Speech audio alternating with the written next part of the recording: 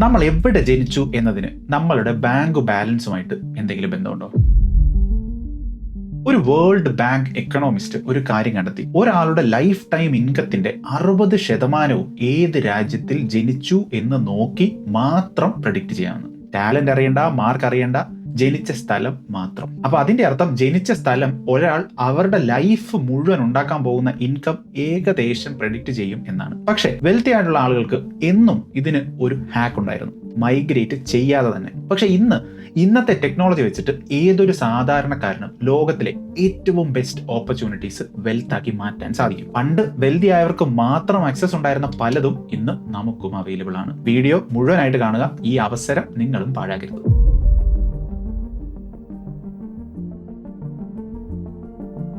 ആദ്യം നമ്മൾ ഫേസ് ചെയ്യുന്ന ഒന്നാമത്തെ ഇഷ്യൂ വീക്കായ കറൻസി. 1991 $1 എന്ന് പറഞ്ഞാൽ ഏകദേശം 17-18 രൂപയാണ്. 2025 ഡിസംബറിൽ ചരിത്രത്തിൽ ആദ്യമായിട്ട് അത് 90 കടന്നു. ഇന്ന് അത് ഏകദേശം 95 രൂപ. 35 വർഷം. ഓരോ വർഷവും ശരാശരി ഏകദേശം 5% നമ്മുടെ കറൻസി താഴേക്ക് വീക്ക് ആയിക്കൊണ്ടിരിക്കുന്നത്. നമ്മൾ ഇനി എത്ര ഇൻകം ഉണ്ടാക്കിയെന്ന് വെച്ചാലും ഈ ലീക്ക് നമ്മുടെ പണത്തിനെ വളരെ ഫാസ്റ്റ് ആയിട്ട് തിന്നുകൊണ്ടിരിക്കുകയാണ്. നിങ്ങളുടെ FD 7% റിട്ടേൺസ് തരുന്നുണ്ടായിരിക്കാം. ഇൻഫ്ലേഷൻ മൈനസ് ചെയ്താൽ, പിന്നെ നേരത്തെ പറഞ്ഞ ഈ കറൻസിയുടെ ഫോള് ഒരു 5% കൂടെ മൈനസ് ചെയ്താൽ ബാക്കി എന്തുണ്ട്? ഇതാണ് ഞാൻ പറഞ്ഞ ആ വലിയ ലീക്ക്. ഇത് സത്യം പറഞ്ഞാൽ നമ്മുടെ മിസ്റ്റേക്ക് ഒന്നുമല്ല. ഇമ്പോർട്ട് കൂടുതലുള്ള, ഇൻഫ്ലേഷൻ കൂടുതലുള്ള ഒരു രാജ്യത്തിന്റെ കറൻസി ഇങ്ങനെ ബിഹേവ് ചെയ്യും. ഇതൊരു കോൺസ്പിറസി ഒന്നുമല്ല, ഇത് സിമ്പിൾ അരിത്തമെറ്റിക് ആണ്. ഇനി വളരെ ഇമ്പോർട്ടന്റ് ആയിട്ടുള്ള ഒരു ഫാക്ടറും കൂടിയുണ്ട്. ആദ്യം ലോകത്തിൽ ഇപ്പോൾ യഥാർത്ഥത്തിൽ എന്താണ് നടക്കുന്നത് എന്ന് ഞാൻ കാണിക്കാം. കാരണം കഴിഞ്ഞ 3 വർഷത്തെ ഡേറ്റ എന്നേക്കാൾ നന്നായിട്ട് ഈ കാര്യങ്ങൾ എക്സ്പ്ലെയിൻ ചെയ്യും. അപ്പോൾ അമേരിക്കയെ പറ്റി നമുക്ക് ആദ്യം സംസാരിക്കാം. നമ്മുടെയൊക്കെ എല്ലാ ദിവസവും ഒന്ന് നോക്കൂ. ഫോണുകളിൽ നമ്മൾ ഉപയോഗിക്കുന്ന സോഫ്റ്റ്വെയറുകൾ, രാവിലെ ഓപ്പൺ ചെയ്യുന്ന സെർച്ച് എഞ്ചിനുകൾ, രാത്രി കാണുന്ന സ്ട്രീമിംഗ് പ്ലാറ്റ്ഫോം, ഓഫീസിൽ നമ്മൾ ഓപ്പൺ ചെയ്യുന്ന എക്സൽ, ഓരോ ദിവസവും നമ്മുടെ ചെലവിന്റെ ഒരു ചെറിയ ഭാഗം ഈ കമ്പനീസിലേക്ക് പോകുന്നുണ്ട്, അല്ലേ? ഇനി ചോദ്യം സിമ്പിളാണ്. നമ്മുടെ ജീവിതകാലം മുഴുവൻ ആ കൗണ്ടറിന്റെ പേയിങ് സൈഡിൽ നിൽക്കണോ, അതോ മറുവശത്ത് നിന്നുകൊണ്ട് ഒരു ചെറിയ കഷണം സ്വന്തമാക്കണോ എന്നുള്ളത്? നമുക്ക് എല്ലാവർക്കും അറിയാവുന്നതുപോലെ തന്നെ ആ മറുവശത്ത് നമ്മുടെയൊക്കെ ലൈഫ് ടൈമിലെ ഏറ്റവും വലിയ ഇൻവെസ്റ്റ്മെന്റ് വേവ് ആണ് ഇപ്പൊ നടന്നുകൊണ്ടിരിക്കുന്നത്. ആ AI-യുടെ ബിൽഡ് ഔട്ട്. ഒരൊറ്റ വർഷം കൊണ്ട് ഏകദേശം $1 trillion ആണ് ഡേറ്റാ സെന്റേഴ്സിന് വേണ്ടി ചെലവാക്കുന്നത്.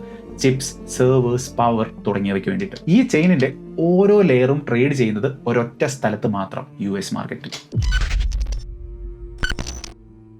ഇനി നമ്മൾ സ്കോർ ബോർഡ് ഒന്ന് എടുത്ത് നോക്കിയാൽ S&P 500, അതായത് അമേരിക്കയുടെ മെയിൻ ഇൻഡെക്സ്, 2023 തന്നത് 26%, 2024 തന്നത് 25%, 2025 ഏകദേശം 18%. 3 വലിയ വർഷങ്ങൾ ബാക്ക് ടു ബാക്ക്. ഇത് വെറും ഹൈപ്പ് മാത്രമല്ല, 2025 ഗെയിനിന്റെ 3/4 ഭാഗവും വന്നത് കമ്പനീസിന്റെ യഥാർത്ഥ പ്രോഫിറ്റിൽ നിന്നാണ്.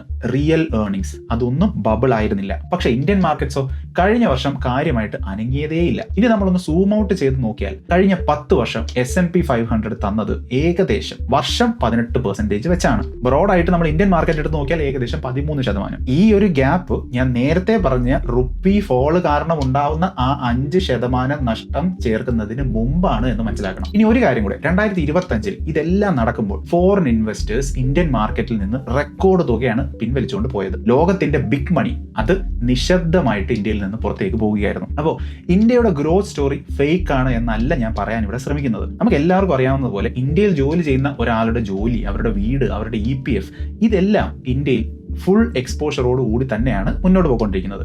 പക്ഷെ ഞാൻ പറയുന്നത് ഇതാണ്, നമ്മുടെ ജീവിതത്തിലെ മുഴുവൻ സമ്പാദ്യവും 100% ഒരൊറ്റ രാജ്യത്തിലെ ഒരൊറ്റ വീക്കായിക്കൊണ്ടിരിക്കുന്ന കറൻസിയിൽ വെക്കുന്നത് ഒരു ചോയ്സ് ആണ്. പക്ഷേ നമ്മൾ തിരിഞ്ഞൊന്ന് നോക്കിയാൽ വർഷങ്ങളോളം അത് മാത്രമായിരുന്നു നമ്മുടെ ചോയ്സ്. പക്ഷേ ഇപ്പൊ അങ്ങനെയാണോ? അപ്പൊ നമ്മൾ ഒന്നുകൂടെ ഒന്ന് നോക്കിയാൽ നമ്മളിപ്പോ 2 പ്രോബ്ലംസ് കണ്ടു. 1 കറൻസി, 2 എക്സ്പൊണൻഷ്യൽ ഗ്രോത്ത് മിസ്സാക്കുന്നത്. അപ്പൊ ഇതിന്റെ സൊല്യൂഷൻ എന്താണ്? സ്ട്രോങ് കറൻസി ഉള്ള രാജ്യത്തേക്ക് മൈഗ്രേറ്റ് ചെയ്യുക എന്നതാണോ? അത് ഒരു ഓപ്ഷൻ ആണ്, പക്ഷേ എല്ലാ ആളുകൾക്കും ചെയ്യാൻ സാധിക്കുന്ന ഒരു ഓപ്ഷൻ അല്ല. എല്ലാ ആളുകളും ഇഷ്ടപ്പെടുന്ന ഒരു ഓപ്ഷനും അല്ല. പക്ഷേ ഒരു ഓൾട്ടർനേറ്റ് സൊല്യൂഷൻ ഉണ്ട്.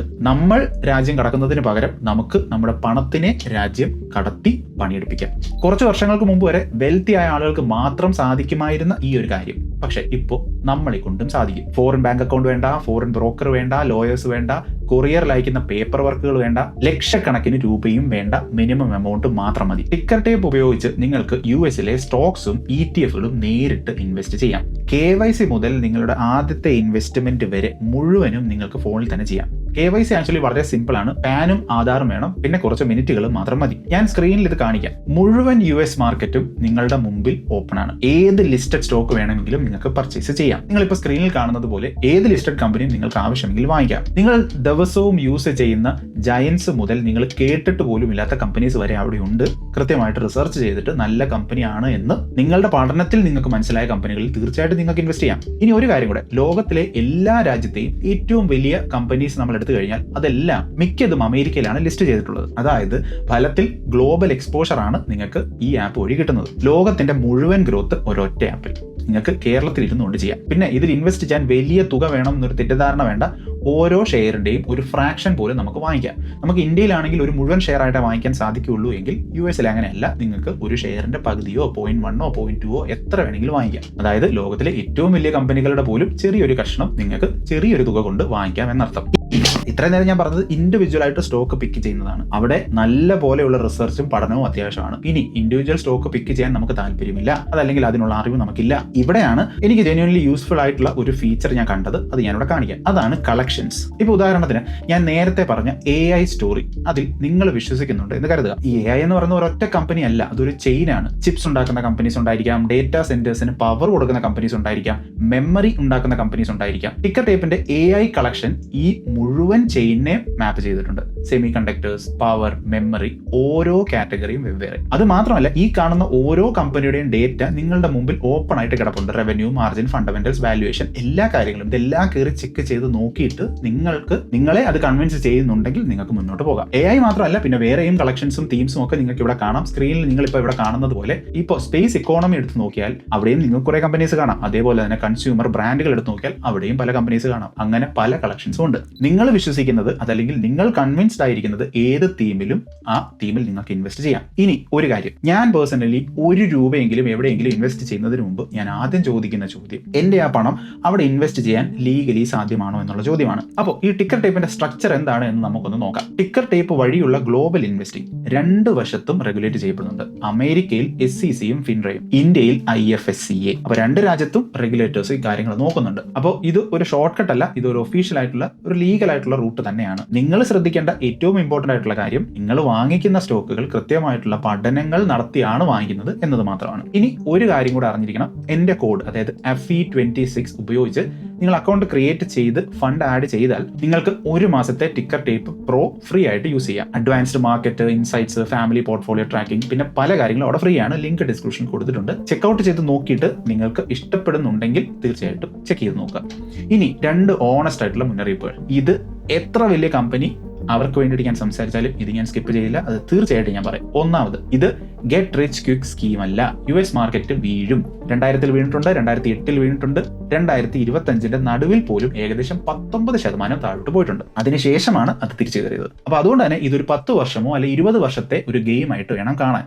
പെട്ടെന്ന് പൈസ ഉണ്ടാക്കാൻ ഒരു മാർഗവും US-ൽ ഒരു സ്ഥലത്തും ഇല്ല. ഇനി രണ്ടാമത്, ഇവിടെ ഞാൻ പറയുന്നത് നിങ്ങൾ ഇന്ത്യ വിട്ട് വേറെ എവിടെയെങ്കിലും പോകൂ എന്നതൊന്നുമല്ല. ഇത് ഡൈവേഴ്സിഫിക്കേഷൻ മാത്രമാണ്. അതിൽ കൂടുതൽ ഒന്നുമില്ല, അതിൽ കുറവുമില്ല. നമ്മളുടെ മുമ്പേ ഉള്ള ജനറേഷന് ഈ ഓപ്ഷൻ ഇല്ലായിരുന്നു. അതല്ലെങ്കിൽ ആ ഓപ്ഷൻ ഒട്ടും തന്നെ എളുപ്പമായിരുന്നില്ല. നമ്മുടെ സ്വന്തം രാജ്യത്തിരുന്നു കൊണ്ട് തന്നെ ഈ കളി കളിക്കാൻ പറ്റുന്ന ആദ്യത്തെ ജനറേഷൻ അത് നിങ്ങൾ തന്നെയാണ്. അപ്പൊ പ്രോബ്ലവും സൊല്യൂഷനും ഇപ്പൊ നിങ്ങൾക്ക് ക്ലിയർ ആയിട്ടുണ്ടാകും എന്ന് ഞാൻ കരുതുന്നു. ഇൻവെസ്റ്റ് ചെയ്യുന്നതിന് മുമ്പ് സ്വന്തമായിട്ട് റിസർച്ചും ഡ്യൂ ഡെലിജൻസും തീർച്ചയായിട്ടും ചെയ്യണം. ഞാനിതിപ്പോ ഈ വീഡിയോയിൽ 3 തവണയെങ്കിലും പറഞ്ഞിട്ടുണ്ട്. അത് അത്രത്തോളം ഇമ്പോർട്ടന്റ് ആയതുകൊണ്ട് മാത്രമാണ് ഞാൻ പറയുന്നത്. വാതിൽ ഇവിടെ തുറന്നു കിടപ്പുണ്ട്. ലോകത്തിലെ ബെസ്റ്റ് ഓഫ് ദ ബെസ്റ്റിൽ ഇൻവെസ്റ്റ് ചെയ്യാനുള്ള ഒരു വലിയ അവസരം നിങ്ങളുടെ മുന്നിലുണ്ട്. അത് നന്നായിട്ട് ഉപയോഗിക്കാൻ ശ്രമിക്കുക. അപ്പോൾ ടിക്കർ ടേപ്പിന്റെ ലിങ്കും കോഡ് FE26 ഡിസ്ക്രിപ്ഷനിലുണ്ട്.